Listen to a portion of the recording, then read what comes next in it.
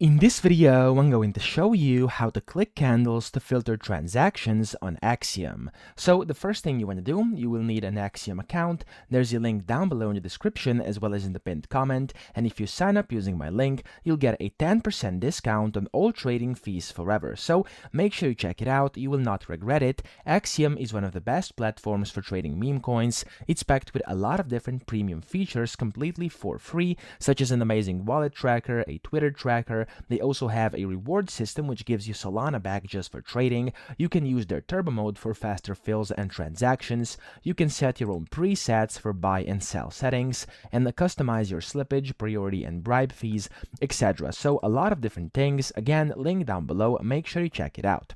So to actually be able to click on the candles and filter transactions by doing that based on a specific candle, you have to go to basically one of the coins. So I'm just going to go ahead and click on a random coin over here. And then as you can see, this one only has two candles. So I'm going to go on one which actually has been created a bit longer ago, which actually has more candles. So for example, this one, there you go, that's a bit better.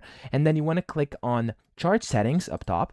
And here it says click candles to filter transactions. Click on that, and then whenever that's enabled, you can go ahead and click on any of these candles, like this one, for example. And as you can see, this has now been filtered by age, or you can also filter it by time, like this, okay? So you can see exactly when this happened in a specific candle, and if I switch this, as you can see, it's also changing right now. And of course, you can go ahead and do this for any candle you want. So that's pretty much it. I hope this video helped you out. If it did, please subscribe to the channel and help me out as well.